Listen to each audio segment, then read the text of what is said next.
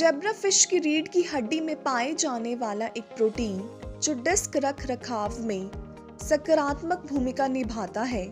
और वर्टिब्रे में as disc को फिर से पैदा करने का बढ़ावा देता है। यह प्रोटीन कमजोर पड़ चुके ह्यूमन डिस्क को फिर से पैदा करने की प्रक्रिया को बढ़ावा देने संबंधी चिकित्सीय प्रभाव के मौजूद होने की संभावना हो सकती है।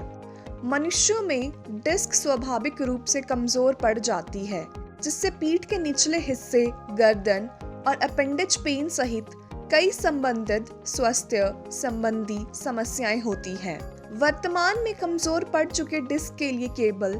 सिम्प्टोमैटिक ट्रीटमेंट्स उपलब्ध है, जिनमें पेन रिलीवर्स और एंटी इन्फ्लामेटरीज मेडिसिन शामिल है। गंभीर मामलों में डिस्क रिप्लेसमेंट या डिस्क फ्यूजन सर्जरी की जाती है। इस प्रकार कमजोर होते डिस्क की गति को कम करने या मनुष्यों में डिस्क को फिर से पैदा करने पर आधारित एक ट्रीटमेंट प्रोसेस को विकसित करने की तत्काल आवश्यकता है। चिकित्सीय परीक्षण ह्यूमन डिस्क के कमजोर होते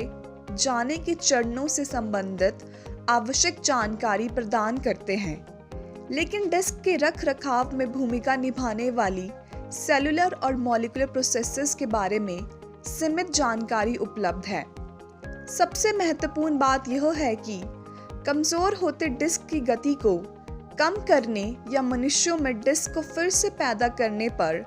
आधारित कोई चिकित्सीय प्रक्रिया या उपचार ज्ञात नहीं है।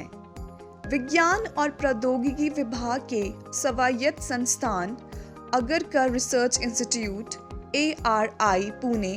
द्वारा किए गए एक स्टडी में पता चला है कि इंटरवर्टिब्रल डिस्क सेल से secreted cellular communication network factor CCN2A नामक एक प्रोटीन कमजोर व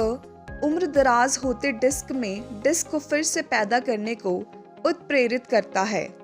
तथा इसके लिए FGFR1 SHH fibroblast growth factor receptor sonic hedgehog pathway नामक तरीके को संशोधित करके कोशिका प्रसार करता है और कोशिका को संरक्षित करता है।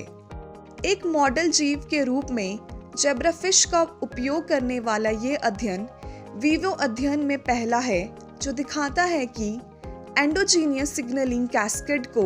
सक्रिय करके कमजोर व उम्रदराज होते डिस्क में डिस्क को फिर से पैदा करने को उत्प्रेरित करना संभव है। वैज्ञानिकों ने यह भी पाया है कि CCN2A FGFR1 SHH signalling cascade disc के रख रखाव और डिस्क को फिर से पैदा करने की प्रक्रिया में सकारात्मक भूमिका निभाता है। जनरल डेवलपमेंट में प्रकाशित इस अध्ययन में आनुवंशिकी और जैव रसायन दृष्टिकोण का उपयोग किया गया है और यह डिस्क के कमजोर होती प्रक्रिया की गति को